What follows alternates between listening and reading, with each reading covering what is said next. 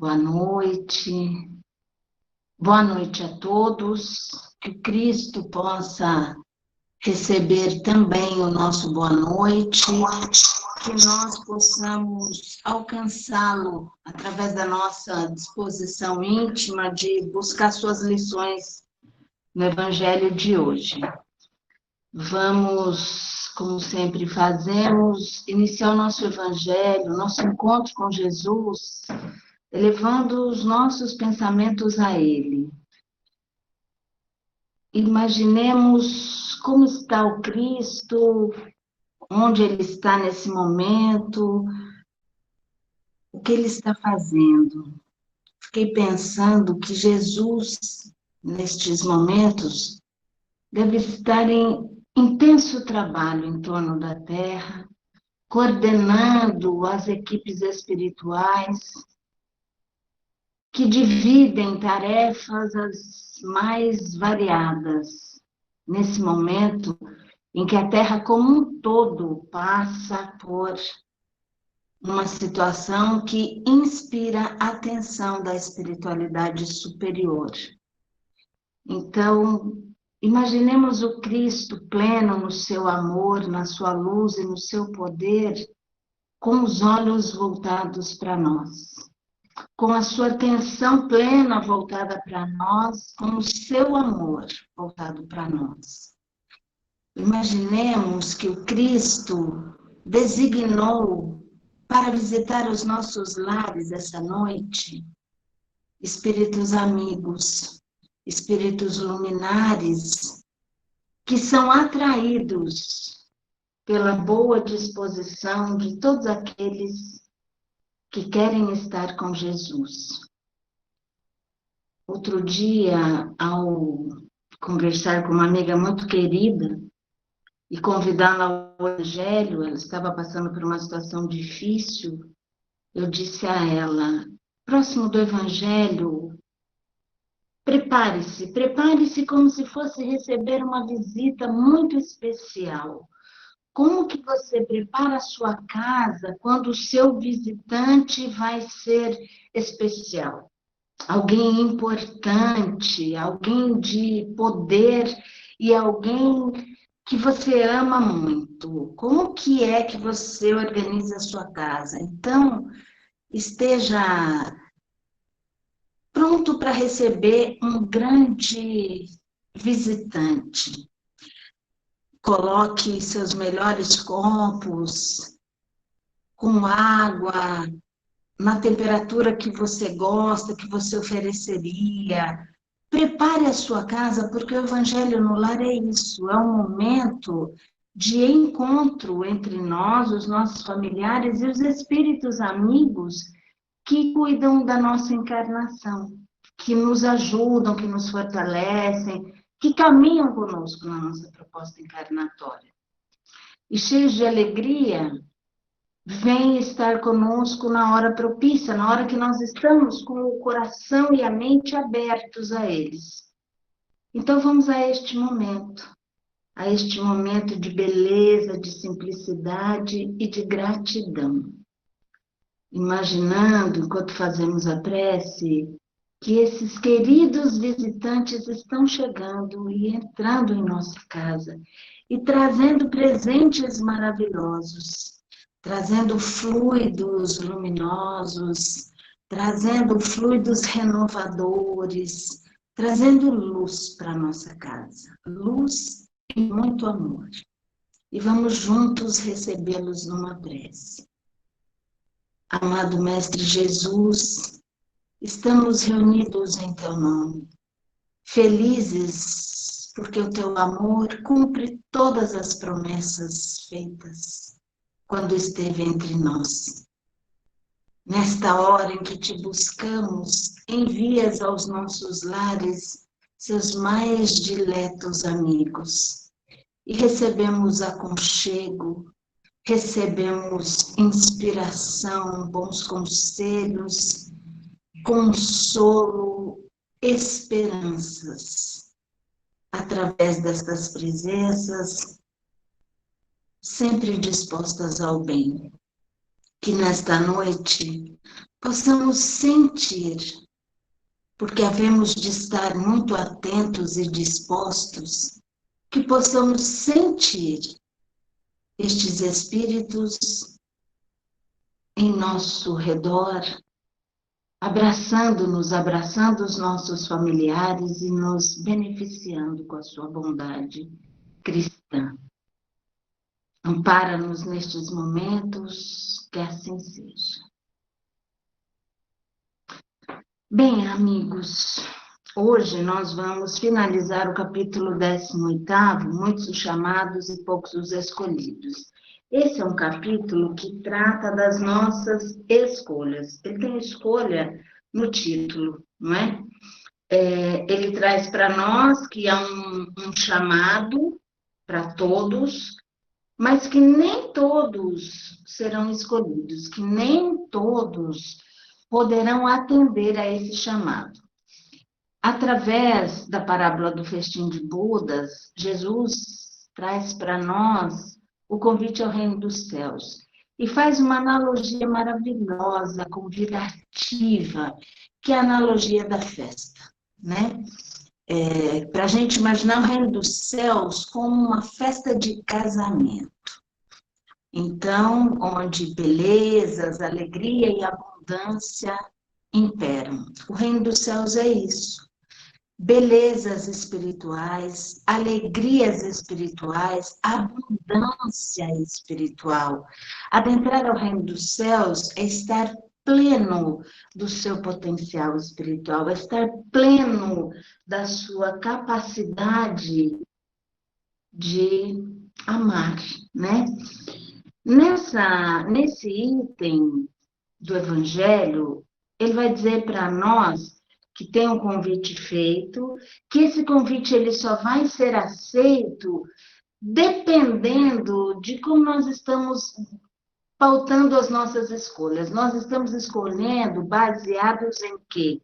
Ele fala da casa de campo, ele fala do tráfico, ele fala do lazer, do trabalho material, do desinteresse espiritual, que tudo isso são impedimentos para aceitar o convite. Porque a espiritualidade, ela diverge no que oferece da materialidade. Então, se nós estivermos muito apegados à materialidade, não vamos nem perceber a amplitude e as benesses desse convite. Não estaremos aptos a aceitar, não vamos perceber o convite. Eu acho que isso é uma coisa muito importante para nós refletirmos.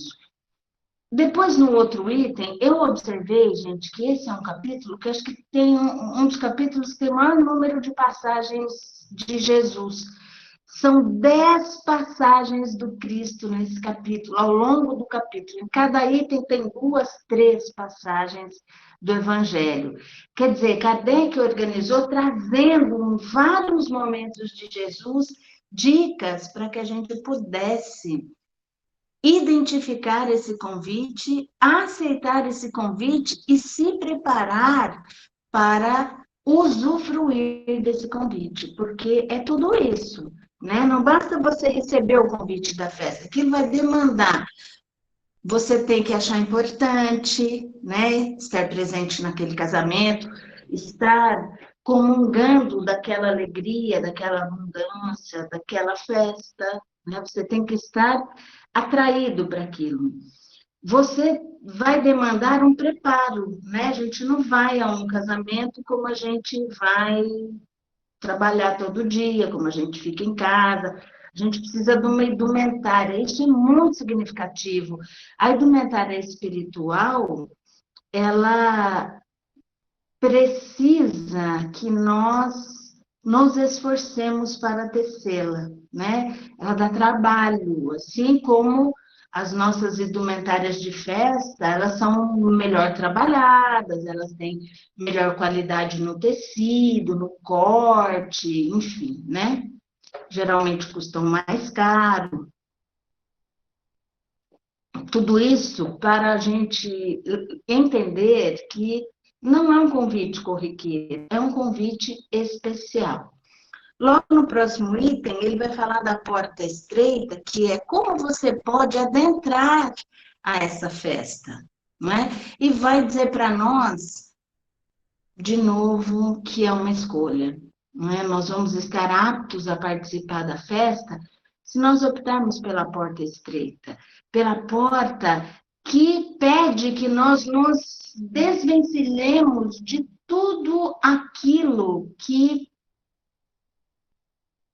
não combina com a nossa essência. Tudo aquilo que é peso, tudo aquilo que é dispensável. Se nós pensarmos, Kardec faz a primeira pergunta do Livro dos Espíritos, ele pergunta o que é Deus, e os Espíritos falam que é a inteligência suprema, a causa primária de todas as coisas. E nós já aprendemos que fomos criados à imagem e semelhança de Deus. Então, nós também somos focos de inteligência capazes de tomar decisões, capazes de estruturar-se, né, de operacionalizar movimentos que nos levem ao brilho, ao progresso, ou nos mantenham estacionados, nos movimentando mais lentamente em torno do que é acessório, em torno do que realmente não nos pertence. E a gente vê aquelas analogias de é como morrer de fome às portas de um grande armazém, não é? É quando a gente faz essa opção pelo que é acessório, quando a gente tem pobreza de qualidades espirituais, porque se ocupou apenas da riqueza das coisas materiais. E coisas aqui não é só a nossa casa, nossa roupa, nosso carro, nossos títulos, nossa personalidade, né? Essas coisas que são transitórias, passageiras. Então, nesse segundo item, ele vai falar disso. No outro, ele vai falar dos que me dizem Senhor, Senhor. Não basta a gente conhecer o Cristo, se encantar com as suas palavras, não é? O Evangelho traz para nós, acho que nossos primeiros contatos com o Evangelho nos levaram a algumas reflexões assim, de nossa, o que será que Jesus quis dizer com isso, né? O Evangelho, as lições do Cristo, diretas ao Espírito, vem e toca na questão de despertar a nossa consciência. Se nós não despertarmos a consciência espiritual, nós não vamos nem compreender e muito menos atender ao convite de Jesus. Ele vai falar aí de coisas muito importantes, ele faz uma analogia que eu acho também super concreta, educativa, que são as nossas construções, na rocha ou na areia, né? Na rocha, nós vamos estar firmes, venha o vendaval que vier, nós estaremos protegidos. Na areia, quando nós não nos ocupamos de realizar construções sólidas na nossa intimidade, vamos estar sempre ao sabor do vento, das intempéries. Isso é uma dica muito importante para nós. Depois, a quem muito foi dado será pedido, ele tem que dizer para nós, olha, mas como é que faz para ver esse reino dos céus? Quantos talentos, quantas possibilidades, quantos dons nos foram ofertados? Como é que nós estamos multiplicando isso? Como é que nós estamos trabalhando os recursos que seriam capazes de nos tornar ricos espiritualmente? Nos ajudariam na prática daquilo que o Cristo vem nos convidar. Ontem a gente viu ao que tem se lhe dará, mostrando para nós assim, o que nós recebemos depende do nosso trabalho, né? É muito importante a ideia contida na lei do trabalho, na lei do progresso, porque são leis naturais às quais nós estamos ligados e que as coisas funcionam assim, a gente não ganha pura e simplesmente, né? Nós temos que manter aquela conquista, aumentar, forjar conquistas espirituais em nossas almas. E, finalmente, o item de hoje Eu quis dar uma retomada geral, porque ele retoma a geral.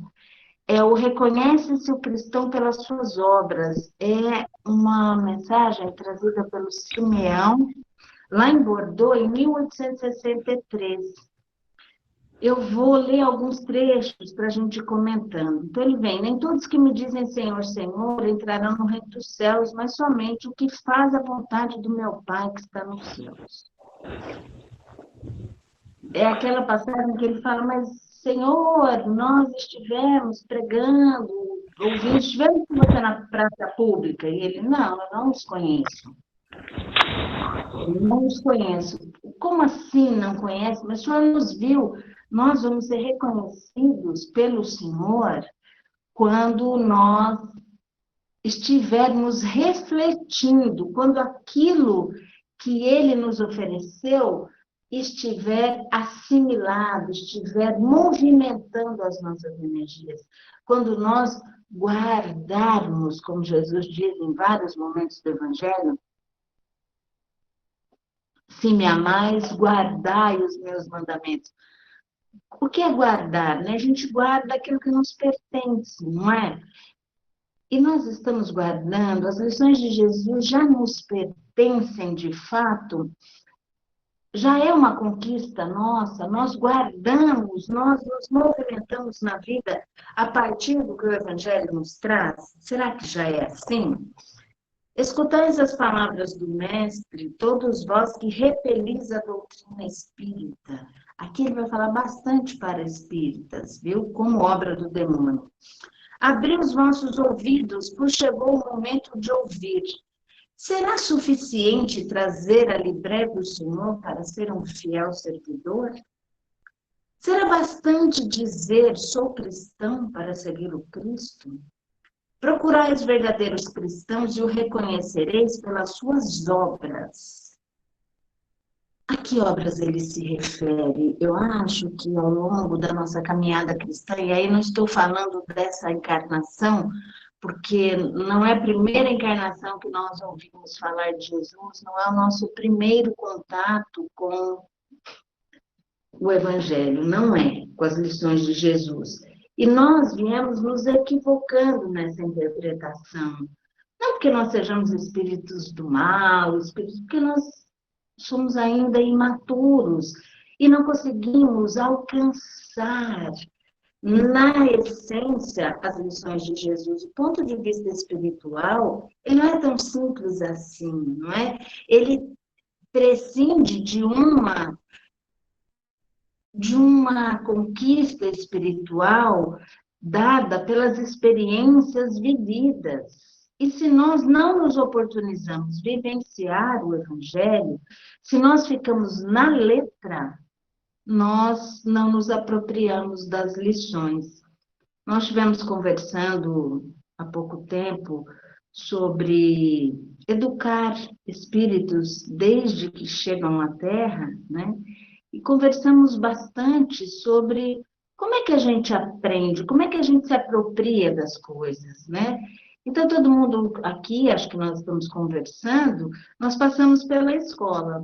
Algumas lições a gente aprendeu bem direitinho, outras foram mais difíceis. E aí, eu queria lembrar com vocês como é que foram as lições, quais foram as lições marcantes que você lembra, aquele professor marcante. Geralmente, aquele que te propiciou experienciar, não é?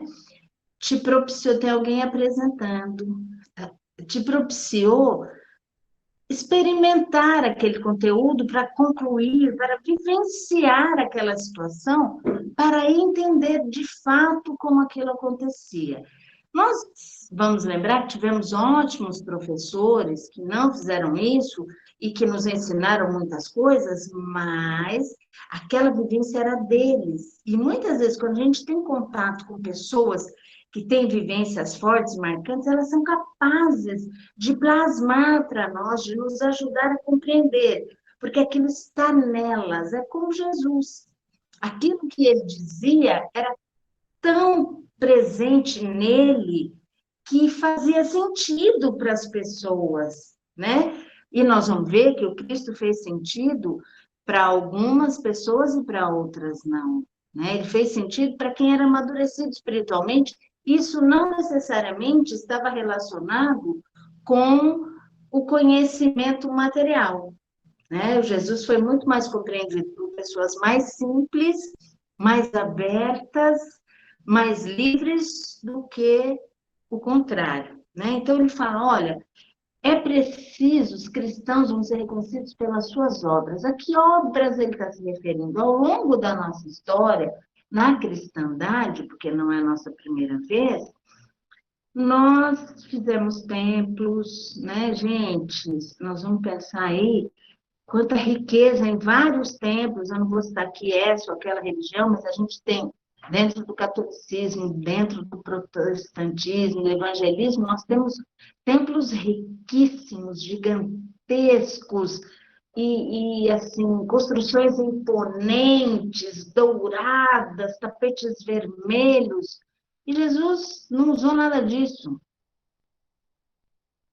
Mas essa nossa ideia de reino, a gente confundiu com reinos da terra, com riquezas da terra. E aí estruturamos obras externas muito ricas, que deram muito trabalho, e mesmo já na nossa experiência espírita, quantas obras espíritas, quantos hospitais, quantos orfanatos, quantas creches, quantos albergues, quantos polos da caridade material a doutrina espírita inspirou aos seus adeptos, não é? Obras externas importantíssimas, mas nós não podemos garantir que essas obras externas tenham aberto as portas dos céus. Por quê? Tenha nos levado à porta estreita. Por quê? Reconhece-se o cristão pelas suas obras. Ele está falando aqui de obras íntimas, as obras realizadas em nós, as construções espirituais que realizamos. Então, a gente tem, não é um, nem dois, nem três, são muitos livros por diversos autores espirituais e médiums diversos. A gente tem pelo Chico, a gente tem muito pelo Divaldo, e um monte de outros autores, eu vou citar o Chico e o Divaldo para ficar nos mais conhecidos, mas a gente tem aí a Irmância, através do Vanderlei Oliveira, o Robson Pinheiro, uma série de outros trouxeram notícias de como é que os espíritas chegavam do lado de lá, né? Como que chegavam do lado de lá? Arrasados.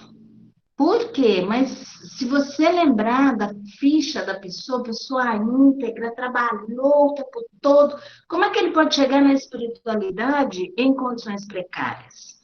Então, nós temos muitas notícias, porque aquele movimento todo, não é que não valeu nada, mas não foi direto ao ponto para a maioria das pessoas. Aquele movimento externo todo não foi capaz de mudar a intimidade daquele ser. Ontem nós tivemos oportunidade de ouvir um companheiro, logo depois do Evangelho do Lar, uma amiga nos convidou, nós fomos ouvir um companheiro que veio falar e acabou dizendo da sua história, contando, né, como é que foi para o Espiritismo, como que o trabalho deles se estruturou a partir de toques da espiritualidade, e Eurípides tem feito muito isso para nós, ei, vocês estão trabalhando muito, estão de parabéns, mas você está atento ao seu irmão? Você está sensível à dor de quem está ao seu lado? Você está mais fraterno? Você está mais caridoso? Você está mais indulgente? Você está mais benevolente? Como você está? Você está mais rico em fé? Você está mais confiante em Deus? Você acredita mais naquilo que Jesus te falou hoje do que antes? Você vive o que Jesus trouxe? Ou você ainda trabalha, trabalha, trabalha, trabalha e luta mudo, sozinho na sua intimidade, com a sua dificuldade de perdoar, com a sua dificuldade de ser indulgente, com a sua dificuldade de julgamento, crítica e por aí vai. Muitas vezes a gente está no trabalho da caridade e está criticando o irmão. E está dando alfinetada no outro, tá? Mas nós entregamos 328 cestas básicas. Mas nós abrigamos 1.325 crianças. Mas nós fizemos 57.829 pratos de sopa para mendigos da rua. Mas nós pregamos o evangelho. Mas no pregar do evangelho, muitas vezes, né? Nós estamos repetindo racionalmente aquilo que nós lemos. Nós somos inteligentes, sabemos interpretar texto. Então, é muito fácil para nós lermos um texto do Evangelho e falarmos dele. É simples. Por quê? Nós sabemos ler e interpretar. E aqui, o Simeão está vindo chamar a atenção que não é isso que o Cristo se refere. Não é. Mas espera aí, Gisele, eu deixei de muitos domingos da minha vida, em vez de estar com a minha família, de ir à praia, de viajar, eu fui, vou dar um exemplo bem nosso, tá? Aqui do lado da América. Eu fui para o Jardim Paulistano ficar lá com as crianças. Foi lá e reclamou do café da manhã, brigou com as crianças, achou que tinha que cortar o pão do lado contrário, que a faca não era aquela, que não sei o que lá. Quer dizer, esteve presente, mas esteve com sentimentos os mesmos. Não foi tocado por Jesus para olhar aquele monte de gente que nós vivemos um tempo de muita gente trabalhando. Como é que corta o pão? Corta o pão do jeito que você quiser. Você acordou cedo e veio cortar o pão. Então, o que você trouxer de seu é o que importa, não é? Eu dei um exemplo bem caseiro e bem simples de todo mundo identificar, porque é nesse sentido que ele está falando aqui para nós. Ó, será que bastará isso? Será bastante dizer isso? Sou cristão para seguir o Cristo? Procurai os verdadeiros cristãos e os reconhecereis pelas suas obras. Aí olha o que ele fala. Uma árvore boa não pode dar maus frutos, nem uma árvore má dar bons frutos. É pelas nossas atitudes que nós vamos ser reconhecidos, e atitudes na rotina miúda, né? Porque se a gente vai fazer o evangelho, se a gente vai, enfim, estar à frente de um trabalho, a gente se comporta educadamente, né? Nossos pais nos ensinaram como que a gente deve tratar educadamente as pessoas, mas ele refere-se, como é que está a minha intimidade? Eu não falo nada, mas não aguento. Gente, acho que não vou mais naquele trabalho, me poupe disso.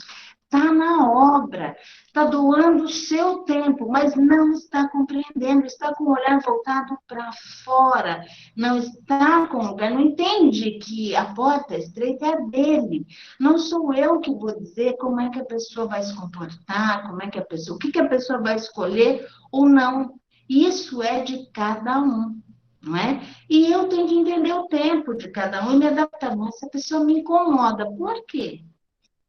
Tem uma passagem num livro da Irmãs que chama Mereça Ser Feliz Superando as Ilusões do Orgulho, que ela dá uma dica muito importante. Eu li muitos anos atrás e aquilo me tocou fundo, que é assim, o problema na vida nosso problema de crescimento espiritual, de trabalho, de progresso espiritual, não, nossos grandes problemas, nossas grandes questões não estão nas circunstâncias da vida, mas estão na forma como nós nos relacionamos com essas circunstâncias. Como é que eu tenho recebido as circunstâncias que a vida tem trazido para me estimular a mudar. Eu estou reclamando do parente difícil, do trabalhador. Ah, meu Deus, por que essa pessoa, a gente estava tão bem, a nossa equipe. Aí, ó, o dirigente botou essa pessoa é difícil. Meu Deus do céu, pronto. Aí nós estamos no trabalho de caridade, completamente descaridosos. É disso que ele está falando, né? Que fruto é esse? É o fruto da árvore, ele nasce do movimento químico, físico-químico, que se elabora na intimidade dos processos vitais de uma árvore. Aquele fruto, ele é resultado de todo o metabolismo que ocorre dentro daquela árvore. E aí a gente vai ter frutos saborosos, doces ou amargos, nutritivos ou venenosos. É assim. Então, nós vamos nos comparar com essa árvore de como é que são os meus frutos espirituais, como é que é estar ao meu lado. Como é que é? As pessoas gostam de estar comigo? Uma coisa que eu sempre pensei, né, me preocupou, como é que será que as pessoas vão lembrar de mim, né? Quando eu desencarnar, porque a gente vai embora, né? E aí, assim, o que eles vão falar? Né? Ah, é uma pessoa boa, trabalhadora, mas... Ou, eu espero que seja, tinha lá seus defeitos, mas também tinha lá suas qualidades, porque nós não somos só um poço de defeitos, né? Mas a proposta dessa hora é que nós nos apliquemos a superar os defeitos e a enriquecer, fortificar as nossas qualidades. No texto, né, ele vai trazer dois aspectos importantes. Esse aspecto íntimo, de como é que o trabalho do Cristo está agindo em nós, né?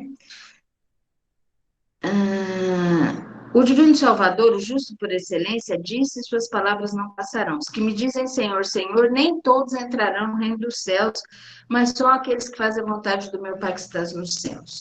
Que o Senhor das bênçãos vos abençoe. Que o Deus da luz vos ilumine, que a árvore da vida vos faça com abundância a oferenda dos seus frutos. Crede e orai. Sem crer, confiar plenamente em Deus, estar em preces, que é o sentido de estar sempre buscando sintonia com o mais alto, é muito difícil que a gente consiga fazer a obra que nos cabe. Eu estou muito sensibilizada e muito reflexiva hoje, porque eu estou relendo Paulo Estevam e eu estou lendo com bastante vagar e prestando bastante atenção. Então, eu cheguei na parte, eu parei, agora ele na estrada de Damasco, então ele ainda não encontrou Jesus. Mas Paulo sempre foi um grande exemplo, né, para todos nós. Por quê? Porque ele é um exemplo de transformação do espírito forte que confiou, acreditou, lutou e fez construções sólidas espirituais, né?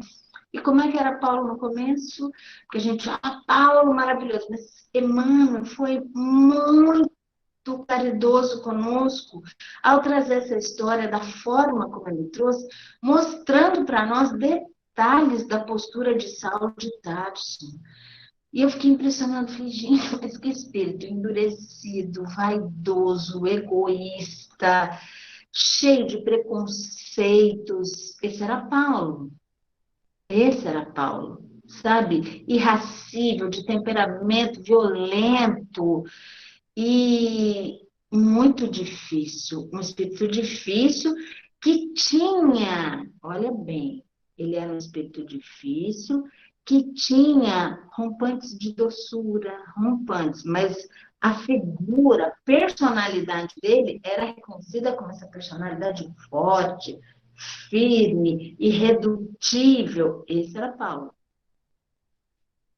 Só que, e aí ele vira.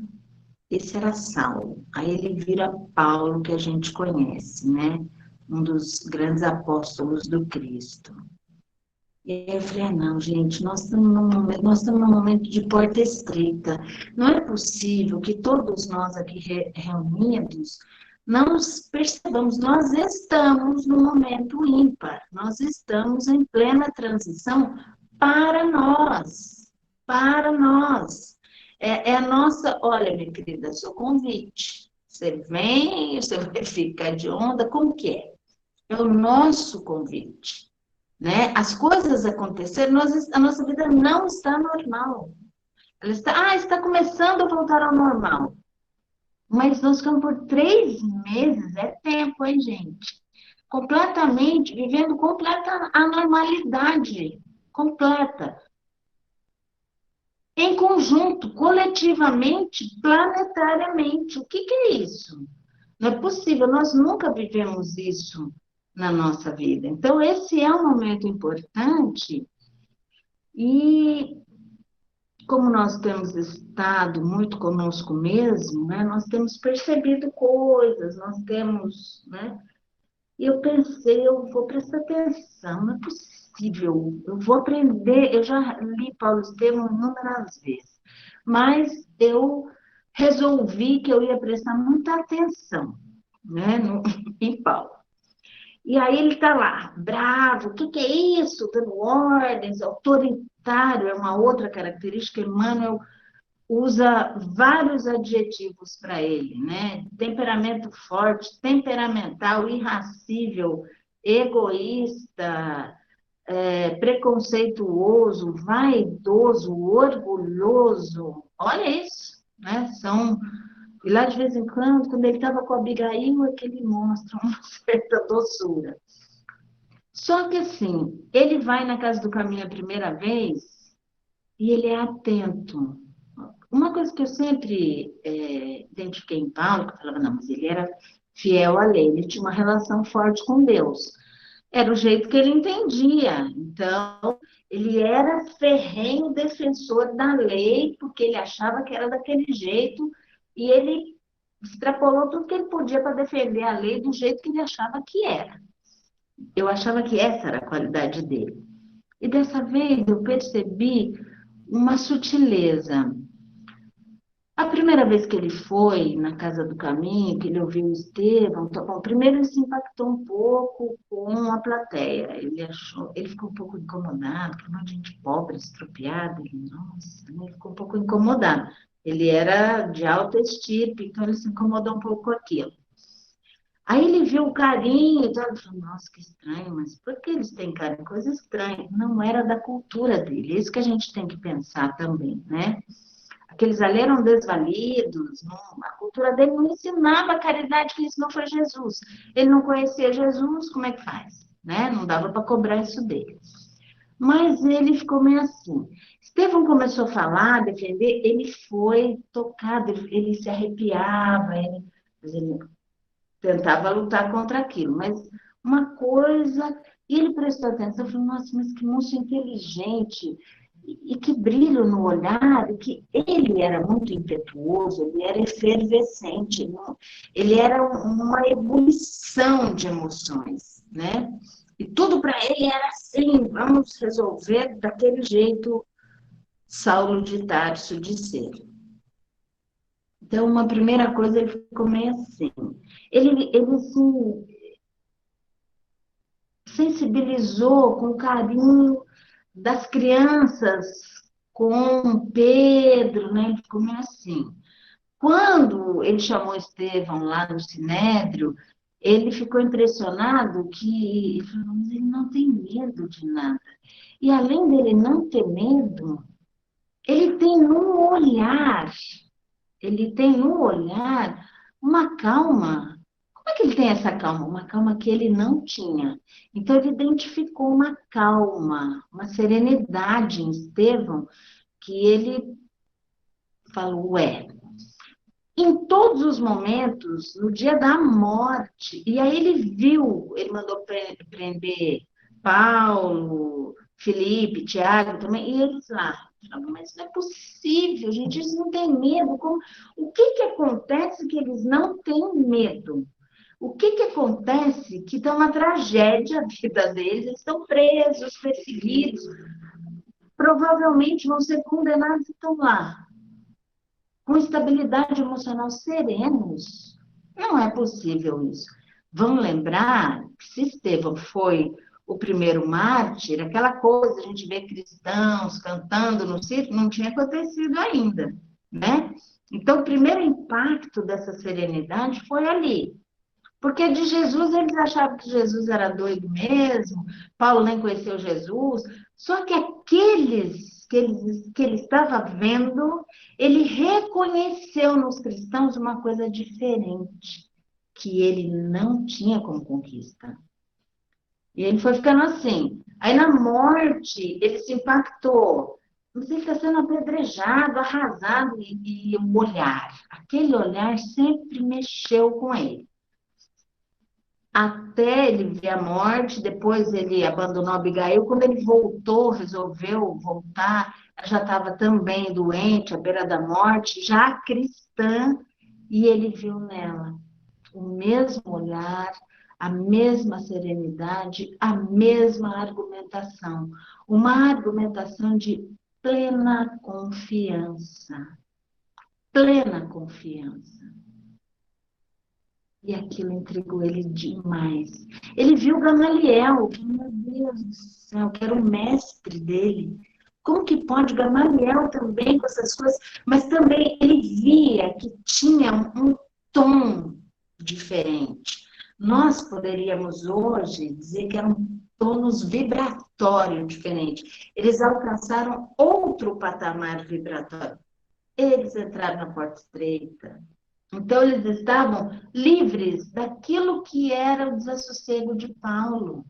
Ele amava Abigail, falava, meu Deus, não posso casar com ela, o que é isso? Irmã de um traidor e ainda, Deus me livre, não posso. Por orgulho, ele se livrou do maior amor da vida dele, sofreu terrivelmente. Então, gente, não é um milagre que se operou assim. Encontrou Jesus que a gente pensa, meu Deus, encontrar Jesus não deve ser simples, né? O impacto vibratório do Cristo. Mas aquela alma já tinha uma semeadura. Aquela alma, né? Quando Estevão está morrendo, ele fala, né? Para Abigail, ele é muito fiel à lei, ele deve ser uma boa pessoa. Ele ainda não conhece Jesus, mas quando ele passar a conhecê-lo, vai lutar por ele também. Quando ela está se despedindo dele, contando para ele que Estevão já havia vindo avisá-la que ela iria embora, e falou: Jesus o ama muito e conta muito com ele para o seu trabalho. Ele fica, do que eles estão falando? Quer dizer, o Cristo viu naquele espírito. Se a gente lê os primeiros capítulos, né? Fazia uns anos que eu não lia, eu falava, nossa, Paulo, seu terrível, Saulo terrível. Mas ele tinha na alma, no meio daquela coisa cultural dele, era muito da sua alma, mas também muito cultural dele, era obediente àquilo que ele aprendeu, a sua cultura, ele era muito intenso naquilo. Com a intensidade desse espírito, Cristo via ali uma possibilidade de trazer para ele um trabalhador que iria, capaz de construir obras íntimas que iriam torná-lo um fiel discípulo, um fiel jardineiro da árvore cristã.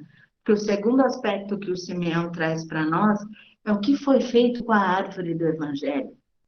Ele fala que nós, cristãos, ao longo da nossa história, podamos, fizemos, e a gente sabe que isso aconteceu mesmo, tiramos coisas, pusemos para acomodá-la aos nossos interesses pessoal, ao nosso interesse pessoal.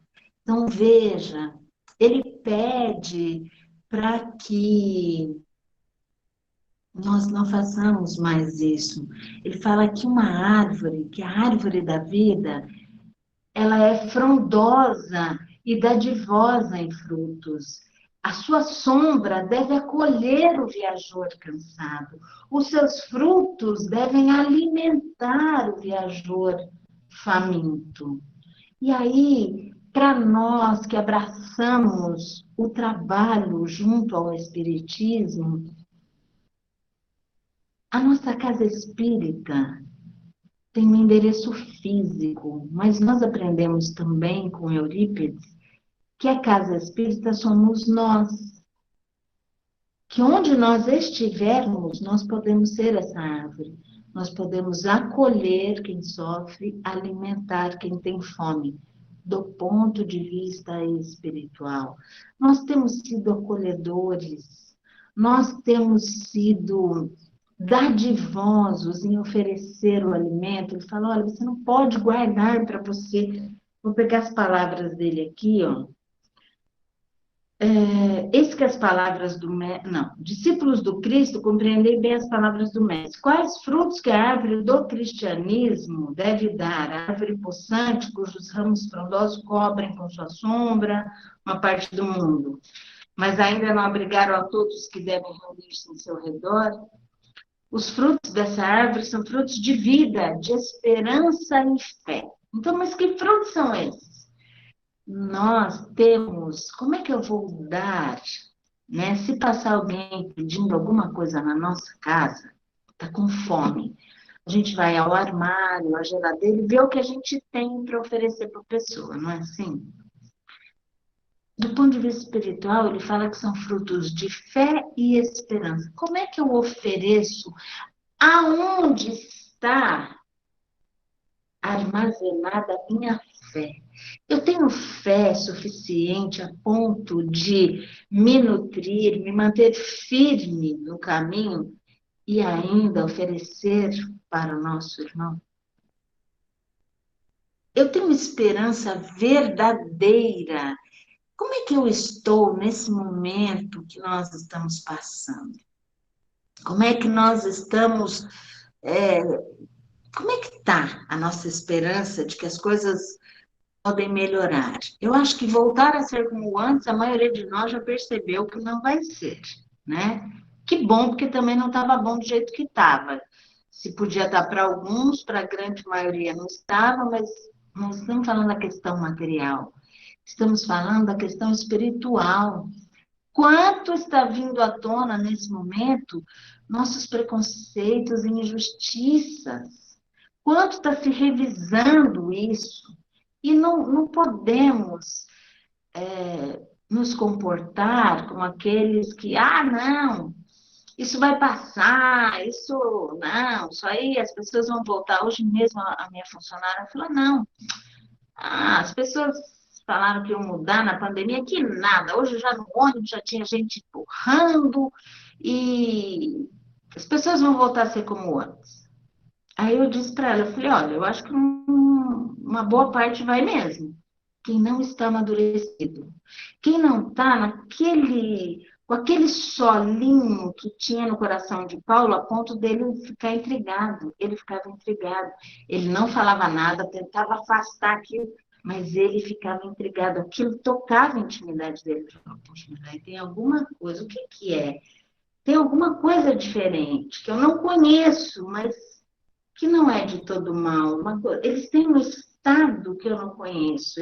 Quer dizer, ele estava amadurecido. Os amigos dele, ele tinha grandes amigos, como Saulo. Quando ele se tornou Paulo, ele foi, né, a gente já sabe. Essa parte da história fica para uma outra noite. A gente conhece bem. Eu queria chamar a atenção desse momento das dificuldades de Paulo.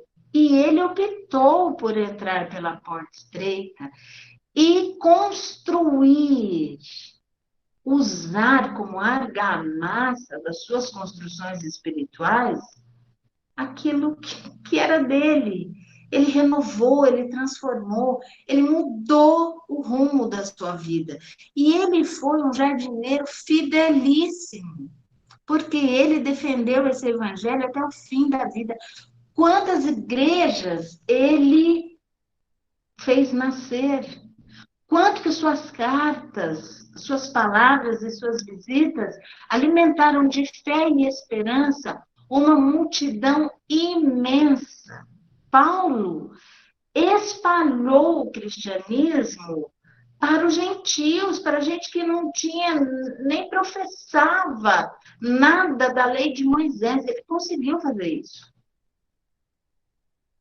Ele foi um trabalhador, um cuidador dessa árvore incrível. Mas como que ele fez isso? Ele fez isso porque ele tinha nele a decisão de viver o Cristo. E ele falou mais de uma vez, né? Já não sou eu que vivo em mim, mas o Cristo. Então é isso que a gente precisa pensar. E a gente precisa pensar olhando para nós, porque o momento não é um momento de olhar para fora.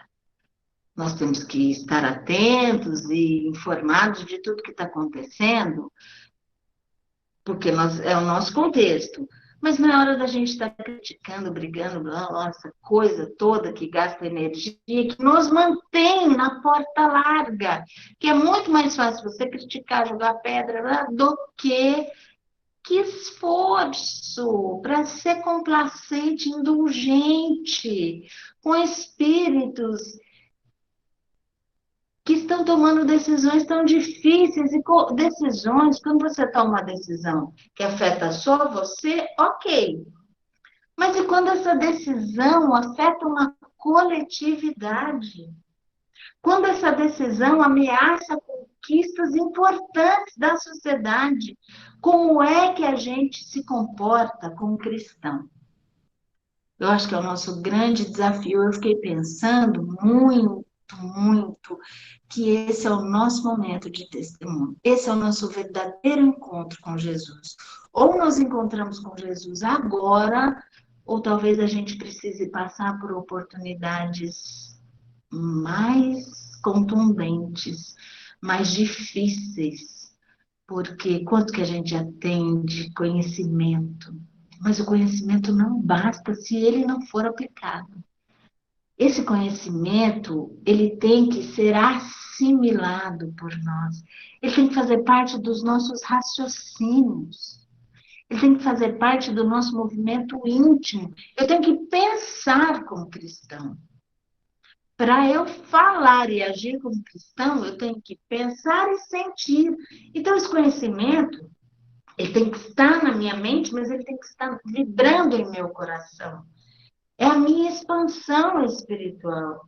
Eu tenho que, de fato, optar por vibrar diferente, por sentir diferente, apesar das circunstâncias favoráveis ou desfavoráveis.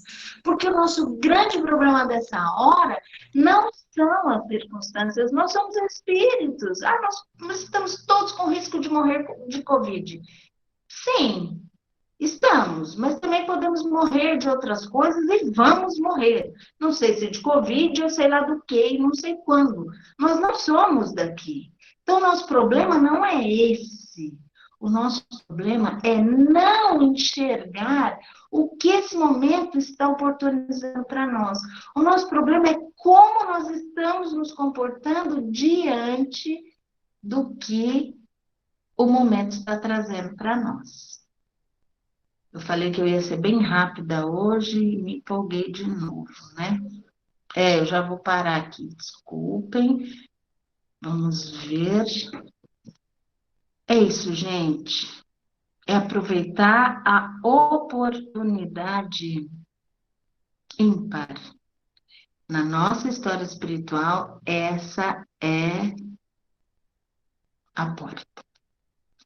Vamos lá. Boa noite, obrigado, amigos. Boa noite, bom evangelho, suaves vibrações do alto, obrigada, sempre precisamos. Boa noite. Ai, meu Deus, no celular é um pouco mais difícil, gente. Tem, sim, muito interessante esse tema da noite, pois se relaciona a um sonho que eu tive essa noite. Sonhei que estava no encontro ecumênico. Havia representantes do catolicismo, protestantismo e espiritismo, encontro de segmentos do cristianismo. um encontro cristão. Agora me faz sentido. Estamos nos momentos de todos os cristãos sermos. É isso, Crenci. É isso. Não é que nós, espíritas, vamos fazer melhor. Não. O nosso estímulo dessa encarnação foi o espiritismo. Mas as outras religiões têm função nos seus adeptos. E todas elas, o que tem? Por que no Evangelho segundo o Espiritismo, Kardec optou por aquelas passagens? Ele pegou o foco moral da coisa e é isso que importa, porque a caridade, ela é universal, não é só para espírita, não é só, é para todos fazer o bem, pensar o bem, querer o bem. Irmãos, fraternos, amorosos, solidários, caridosos, não importa o segmento é isso. Precisamos ser cristãos. E ser cristão é amar plenamente com todo o significado dessa palavra e com todas as suas consequências. Isso. Paulo foi considerado o maior amigo de Deus. Pois é, mãe, e começou como Saulo, matando gente, perseguindo, jogando pedra. Olha que coisa! Que espírito, se a gente fosse olhar com um olhar descuidado, superficial da matéria, a gente não conseguia ver que naquela paixão daquele espírito tinha uma força espiritual muito grande, que só precisava ser direcionada. Quando se direcionou, que obras incríveis, né? Isso mesmo, obrigado, viu, mãe? Ser cristão é adubar a árvore da vida, dar sombra e fruto ao caminhante, retemperando e alimentando, sustentando o irmão e a irmã. É uma reflexão importante para nós. Eu acho que nossos centros espíritas estão fechados. Como é que nós vamos reabri-los, hein? Vamos simplificar bem, né? Vamos estar muito mais focados. Eu acho que muitas reflexões e muitos redirecionamentos vão acontecer. Ótimas reflexões. Agradeçamos a Jesus, minha querida Solange. E a Estelinha, se buscarmos o Cristo como todos nós, de certo é necessário refleti-lo. Não basta declarar nossa condição de aprendiz de Jesus. É indispensável estejamos realmente com Ele, para com Ele colaborar na construção da vida melhor. Estela, eu acho que a gente tem se permitido muito. Estou em processo, né? A doutrina espírita traz essa argumentação para nós. Estou em processo, estou aprendendo, meu Deus, há quanto tempo nós estamos em processo? Nós precisamos ser firmes e decididos, né? Muito firmes e decididos. A proposta é uma só: fazer o bem. Uma só: erigir o templo da fé em nós. Eu tenho que ser plena em fé, em confiança em Deus e nos seus desígnios, e aí vamos ser esperançosos, porque é isso, a gente só tem esperança, a gente acreditar, né? Que nem criança, o que você fala para a criança, ela acredita. Estava comentando outro dia, uma das minhas netas, tudo que a gente fala para ela, é. Ela fica pensando, ela acredita em qualquer coisa que você fale para ela. Então, a gente tem que cuidar bem do que a gente fala, respeitar muito esse coração aberto. Por isso que Jesus falou: o reino dos céus pertence àqueles que se parecem com as crianças, aqueles que creem verdadeiramente, né? Muitas reflexões nesse período, né, Vivi? Muitas reflexões. E ela sempre, gente, nesses dois âmbitos, íntimo e na obra externa, né? Como é que eu estou? A construção, minha obra, a obra que me pertence. Nós somos artífices de nós mesmos, já disse um grande autor, né? Nós somos os artistas da obra que somos. Como nos diz São Vicente de Paulo, sede bons e caridosos, eis a chave dos céus que tendes nas mãos. Isso mesmo, G, a chave do céu, do reino dos céus, bons e caridosos. E ser bom e caridoso não é só estar disposto a dar coisas materiais, é também, mas não é só. é estar disposto a dar da sua abundância espiritual. É preciso enriquecer espiritualmente. Que Jesus nos abençoe. Somos chamados, que sejamos escolhidos, que nos façamos escolher dentro de casa, tecendo pensamentos luminosos, pensando bem, sentindo bem, querendo bem. Obrigado, queridos irmãos, pela oportunidade da noite. Que Jesus nos abençoe, abençoe seus lares. Se ninguém mais quiser comentar nada, eu que agradeço a oportunidade, Jô, Arnaldo, num dia em que amigos, né, pessoas conhecidas voltam ao mundo espiritual e a gente sabe, sejamos confiantes, chegou na hora deles, que tenha sido uma boa passagem, que Deus os ampare, os abençoe, ampare as famílias, e que nós possamos estar muito firmes, não é? Eu que agradeço, Luciana, Yara, Maurício, obrigada a todos vocês, viu? É isso mesmo. Gente, muito obrigada, viu? Obrigada, Lica, Eliana. Vamos fazer nosso fechamento cheios de fé e de confiança de que os Espíritos vão estar conosco. Aquiete e sinta, acredite que o seu protetor espiritual está com você, te beneficiando. Acredite que é um espírito muito amoroso, cheio de poder espiritual, de te serenar, de te acalmar e te beneficiar. Amigos queridos, que as luzes do Cristo estejam com todos, que nossos lares possam ser focos cristãos, que as lições experienciadas em nossos lares sejam sempre de bondade, fraternidade, amor, generosidade, indulgência, que sejamos inspirados e tocados por Jesus. Que a nossa água seja fluidificada, que fótons do amor do alto possam enriquecer esse líquido nos oferecido por Deus com tanto amor e misericórdia. E que nós possamos vibrar pela terra, pelo Brasil, por todos os governantes que sejam inspirados por Deus, aproveitando essa oportunidade.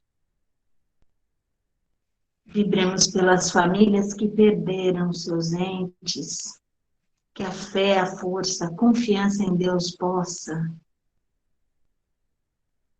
fortalecê-los neste momento. Amados amigos do mais alto, somos gratos por todas as bênçãos que nos chegam. Nosso lar está leve e iluminado, assim como nós estamos descansados, confiantes e cheios de esperança em dias melhores. Sustentem-nos na empreitada de construir os valores morais em nós. Dispensem-nos em paz, graças a Deus. Uma boa noite a todos. Que Jesus nos abençoe, queridos amigos.